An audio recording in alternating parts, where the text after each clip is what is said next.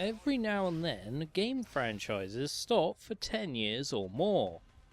Recently, classic series like Fallout and Deus Ex had new entries with modern graphics. Released 12 years after the last XCOM game, XCOM Enemy Unknown was the highly anticipated remake of XCOM UFO Defense. I previously made a beginner's guide video where I said that in my opinion, UFO Defense is the superior game of the two. In this review I will not only explain how Enemy Unknown stands on its own merits, but also if it succeeds as a remake of UFO Defense. The release of the new XCOM games was rather overshadowed by the awful way in which the games were announced. At first, they only showed footage of an XCOM first-person shooter, which fans of the original strategy games were slightly upset about. And so I saw the footage, and there was one word searing through my mind, like bolts of fire, and that word, betrayal! What? Betrayal! Betrayed me! This game sucks! It has nothing to do with XCOM. Nothing! Nothing! Yeah, slightly upset. It turns out that Enemy Unknown had been in development for several months prior, but the fuckwits at marketing thought that fans of a classic strategy game would prefer a shitty first-person shooter as the lead title in the revival of the XCOM franchise. After all, it's not like we have enough first-person shooters about aliens or anything. Of course, the botched marketing is not even close to the importance of the game's actual quality. The main reason I think UFO Defense is superior is that for all the improvements that Enemy Unknown has, there are just as many things that are significantly worse. Before I can get into details, I should show you the opening. While this cutscene isn't as great as the classic UFO Defense opening, it has the advantage of not killing people with epileptic seizures. In light of the recent extraterrestrial incursion, this Council of Nations has convened to approve the activation of the XCOM project. You have been chosen to lead this initiative, to oversee our first and last line of defense. Your efforts will have considerable influence on this planet's future. We urge you to keep that in mind as you proceed.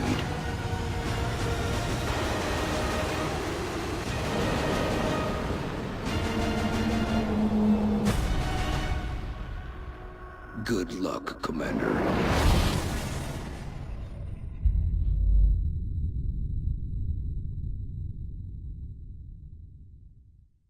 With the premise established, the game throws you right into the first mission. If you're new to the game, this will be a highly scripted tutorial mission, with almost every movement and action planned by the game in advance to demonstrate how it all works. Compared to UFO Defense, troop deployment is much more cinematic. Problems emerge right from the start with a vastly reduced squad size. In UFO Defense you start with 8 soldiers, with a maximum size of 14, until you build the Avenger dropship which can hold up to 26. I know this sounds like a huge and unmanageable number, but you can replace some soldiers with tanks. Enemy Unknown is laughably restrictive by comparison. You start with 4 soldiers and can expand up to 6. I've never been able to figure out why this is a good idea. I know they wanted to make badass box art and a cool opening cutscene showing all the soldiers rushing into battle, but you should never sacrifice gameplay for artistic design. The number of soldiers also fucks with the way they advance their skills. Soldiers now have class specializations, which they unlock on reaching the squaddy rank. Unfortunately, these classes are assigned at random, and there's no way to unlock manual class assignment. Combine this with low squad sizes, and you have a shitload of frustration trying to build your ideal squad. Each of the 4 classes is better in different situations. The Assault has a shotgun for close quarters combat. The Sniper uses a scoped rifle for long range accuracy, but I've always been bothered by the way they hold their rifles, which looks more like they're firing a flintlock pistol. The Heavy uses a light machine gun and carries a rocket launcher, making them useful against large groups of enemies. The Support can use smoke grenades and is better at using medikits than any other class. These specializations are carried over when you upgrade to laser or plasma weapons, with specific weapons for each class. If these classes were put in a game where you had as many soldiers as UFO defense, it would be a logical progression of the old formula, and a challenging game on par with the original. But with only 4 to 6 soldiers, the difficulty goes from challenging to unfair. That's not all. Moving and attacking have been drastically changed. The time units from UFO defense were entirely removed. Instead, each soldier has 1 movement and 1 action per turn, making the turn-based combat feel more like Fire Emblem or Final Fantasy Tactics, but with exclusively ranged combat. Another major change is the targeting and line of sight system. UFO defense required you or the aliens to have clear line of sight to see and attack enemies. Enemy Unknown has a batshit insane set of non-rules to calculate what counts as a clear shot. Here's one of the few moments where the game didn't even bother hiding when it was blatantly fucking cheating. This thin man shot one of my soldiers while his hand was passing through a washing machine. His shot goes through 10 more washing machines and a wall, killing her instantly, just because he barely caught a glimpse through a fucking doorway. The bullshit aiming also goes the other way. This chrysalid rushes straight past a corridor full of soldiers all firing reaction shots, and all but one misses, which led to this rookie getting killed. I expect to see shit like this in an 80s action movie, not a turn-based strategy game. The absurd number of times your soldiers miss clear shots when the aliens shoot you through walls make it obvious that the random number generators are unfairly stacked against you. So how do you win when a game blatantly cheats? Cheat the fuck back. I'm not saying you should type in actual cheats. XCOM purists will be pissed off by this, but I find that reloading saves is the only valid response when the game fucks you over. Unless you like playing a game for over 200 hours waiting for that super lucky run, where you win every fight and reach the end. Now it would only take fairly minor changes for me to take it all back. Give me a large squad of soldiers, expand the inventory space each soldier gets, which is laughably tiny compared to the vast inventories of UFO defense. Since the changes I want aren't going to need an actual sequel, I will discuss whether any of these problems are fixed in the expansion pack, Enemy Within. Now it's time for Awkwardly Shoehorned In segment with help in animation techniques. This lesson involves a CGI animation concept called decoupling. Whenever 2 CGI characters interact, it's very important that the timing and positioning of both character animations are synced correctly. If you get this wrong, you end up with really awkward animations like the ones here. The way that Enemy Unknown lines up gun barrels and shot tracers sometimes leads to hilarious results. I will end this segment with a glitch that isn't related to decoupling, but it's amusing when this sectoid shoots a concrete block and it explodes, but the air left behind still counts as heavy cover. I will briefly mention some of the minor improvements from Enemy Unknown.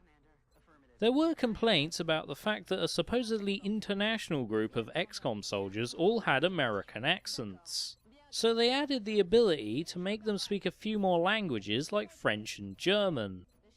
But if they were going to add voice packs, why not add British or Australian accents? The limited inventory space is slightly helped by the addition of a new inventory slot for all classes, when the Support used to be the only class that could unlock another inventory slot with a high level skill. They're on the right track, but I would have preferred at least 4 item slots, as there are still many items you'll never use. The meaning behind the name Enemy Within is related to a new resource called Meld, an advanced biomechanical substance that can be used to enhance soldiers with cybernetics or gene modding. Mech troopers combine an augmented body with a large mechanized exoskeleton. They use heavy weapons like miniguns and have unique special abilities like this. Falcon! Punch! Show me your moves! However, in return for all these new abilities, a mech trooper loses all their old skills and items, and cannot use psionics or gene modding. This means that mech troopers are not very good in the late game, as they have no defense against psionic mind control. Gene modding can be applied to any normal soldier, and can drastically improve their survival rates. The artificial heart stops a soldier from dying the first time they drop below 0 HP, and gives more time to revive them. When you combine these with psionic powers in the late game, you can get some extremely powerful soldiers. Another major addition is Exalt, a human faction on the side of the aliens who interfere with XCOM operations. Their first appearance unlocks the Covert Ops screen. You send your soldiers undercover to find information, which unlocks Exalt missions. This may be the first time in an XCOM game where you fight human opponents. These eventually lead to an assault on Exalt headquarters. When you assault their headquarters, you find a glowing red version of the holographic globe in the XCOM base. I finally found out why Exalt never advanced their technology beyond laser weapons, because they spend half their money on bronze busts and tiger skin rugs. Enemy Within is a very good expansion pack with enough content for the price, but it doesn't fix the fundamental flaws I mentioned earlier. You can still only have 6 soldiers in a squad. The bullshit aiming and line of sight are unchanged, and the soldier inventories are still unfairly limited. While I have many problems with the combat, I can see what they were going for. You command a small squad of soldiers using cover and flanking tactics to defeat the more advanced aliens, eventually researching their technology to fight them on even terms. The reason the combat fails to live up to that idea is the ludicrous way it works out line of fire, meaning you can't even move without the off chance of an alien you couldn't possibly see killing you with a lucky reaction shot. The flaws almost serve as lessons in game design.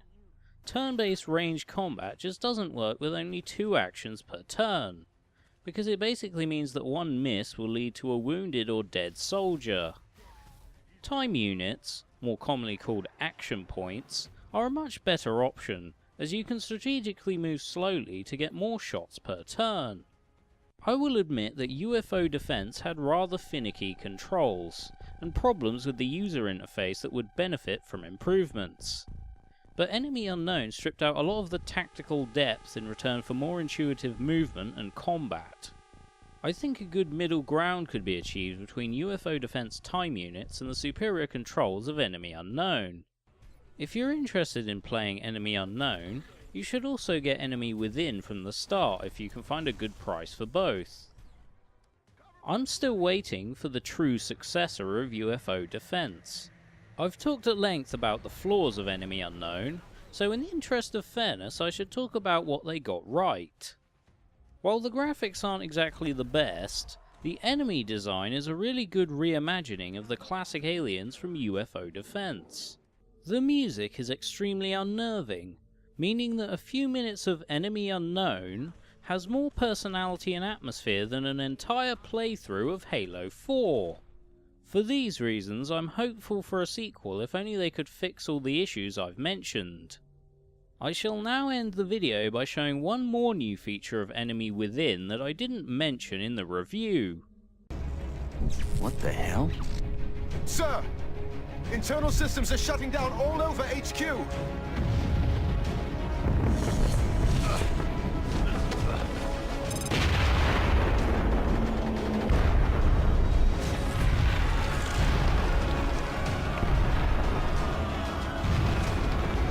This is Central. Security status red. Repeat.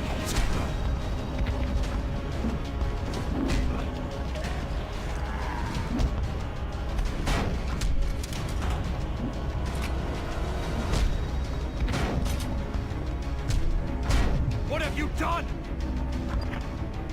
Answer me! Sir! We're picking up movement near the outer perimeter. Multiple sensors have been tripped. We have a breach!